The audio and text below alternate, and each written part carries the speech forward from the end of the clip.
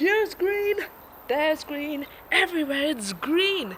They may all be the same color, but they're the ones bringing your backyard to life.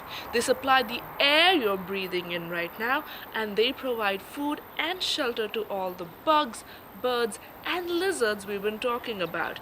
So today's episode is all about the lungs of our land, our plants.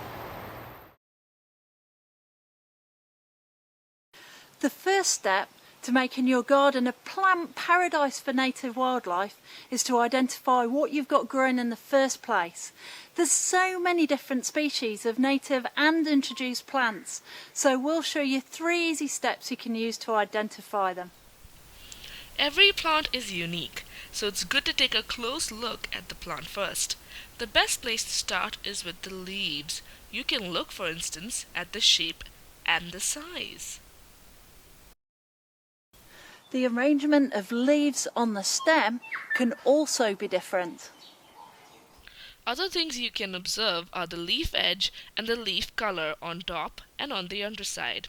You can also note its flowers and fruits, looking at their shape, size, and colors. The more observations you make, the clearer your identification will be. Now we need to find out what it is. We're going to use our notes and get some expert help to identify them.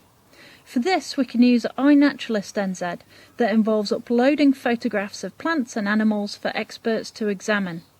There are 2 different ways you can do this. You can use the mobile app on your phone, or you can upload photos directly to the website. We'll provide instructions for both in the resource links below. The first plant I'm going to look at is this spiky specimen. It doesn't seem to have any fruits or flowers, so I'm going to take really good pictures of its leaves. The leaves are long, dark, really hard, and have a toothy edge, and the leaves are arranged like whorls. Now that I've got my picture, I'm going to click on "What did you see?" to see if iNaturalist can identify it. Looks like Ash has found a lancewood, or a Rotokare. This is an endemic tree, which means it's a goody native plant only found here. The spiky one is a juvenile. When it's all grown up it looks completely different, a lot more like a typical tree. Scientists reckon the juveniles develop sharp leaves to keep moa from eating them, but once they grow tall, out of the moa's reach, they grow normal green leaves. Amazing, hey? My turn. I'm going to choose this plant. It has dark leaves that are quite shiny, have small teeth on them with a point at the end. It's also got lots of flower buds on it, and also these fruits that look like small apples. What Emily is observing is a camellia, and iNaturalist says it was introduced, which means it's not native to New Zealand.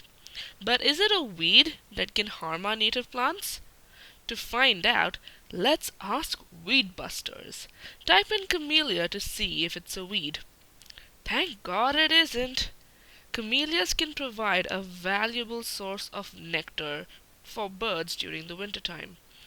It's always best to try to plant natives that will fill this gap, but it's also really interesting to see that not all introduced plants are bad. Now this plant I know is a pest plant. This is Tradescantia, or also known as Wandering Willy. If you click on the species name in iNaturalist NZ, you'll find that not only is it been introduced to New Zealand, but also it's listed on the National Pest Plant Accord. If you search on the name in Weed Busters, you'll find out not only why it's such a nasty pest plant, but also how to get rid of it.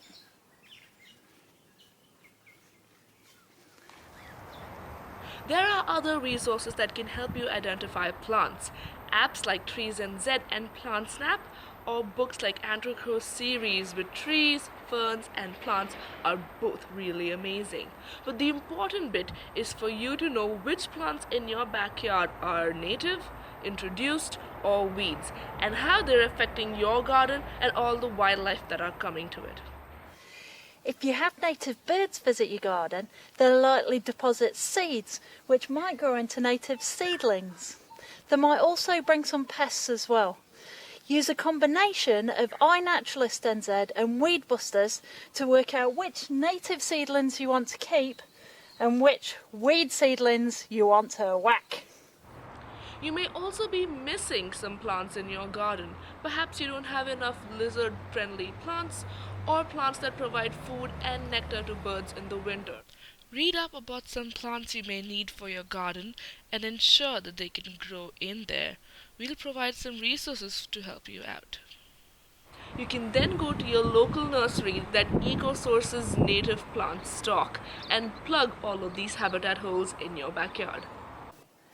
For today's task, we'd like you to identify plants in your garden. Have a look at the leaf shapes, see if there's any flowers or fruit, and then use an app, a website or a book to see if you can identify what they are. Are they native? Are they introduced? Or are they even a pest plant?